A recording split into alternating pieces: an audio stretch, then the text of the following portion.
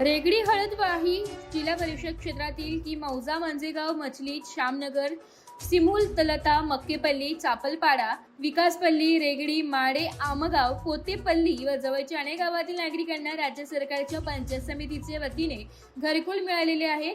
परंतु राज्य सरकारच्या वतीने अजूनपर्यंत या भागातील नागरिकांना रेती घाट उपलब्ध न दिल्याने येथील घरकुलाचे काम सुरू झालेले नाही व घरकुलचे काम पूर्णपणे बंद आहे। तर या भागातील नागरिकांकरिता निदान आमगाव घाट अथवा साखर देव घाट तत्काळ सुरू करण्यात यावे व सर्वसामान्य गोरगरीब नागरिकांना घरकुल करिता रेतीची उपलब्ध करून द्यावे अशी मागणी राष्ट्रीय मानवाधिकार संघटनेच्या वतीने करण्यात आलेली आहे। तसेच प्रशासनाने तालुक्यातील जनतेला 8 दिवसात घरकुलाकरिता रेती उपलब्ध करून न दिल्यास विराट जन आंदोलन करण्यात येईल असा इशारा देण्यात आला आहे। यावेळी तहसील कार्यालयाकडून तहसीलदार घारुडे साहेब यांच्याकडून असे कळाले, साखरदेव घाट वन विभागाच्या अधीन असल्याने वनपरवानगी मिळाल्याशिवाय सदर घाट सुरू करणे शक्य नाही। तसेच चामोर्शी तालुक्यातील आमगाव घाट लिलावात दिल्यामुळे सदर घाट जोपर्यंत कंत्राटदार आपल्या हाती घेत नाही तोपर्यंत 10% रेती नागरिकांना देणे शक्य नाही आहे। त्यामुळे या भागातील घरकुल पूर्ण करण्यासाठी रेतीबाबत खूप मोठा ग्रहण प्रश्न निर्माण झालाय।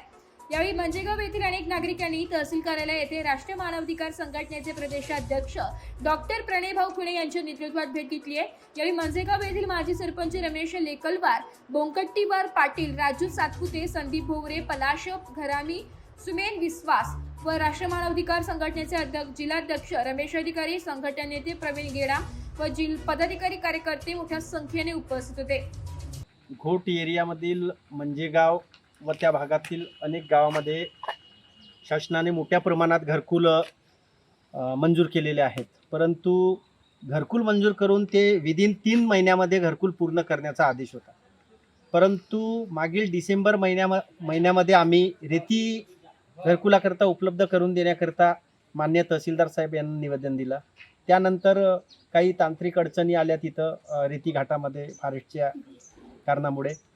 तर मागील डिसेंबर महिन्यापासून सातत्यानं आज एप्रिल महिना चालू आहे, म्हणजे जवळपास 5 महिन्यापासून आम्ही रेती मिळण्याकरता पाठपुरावा शासनाकडे करत आहे। तर असं कळलं की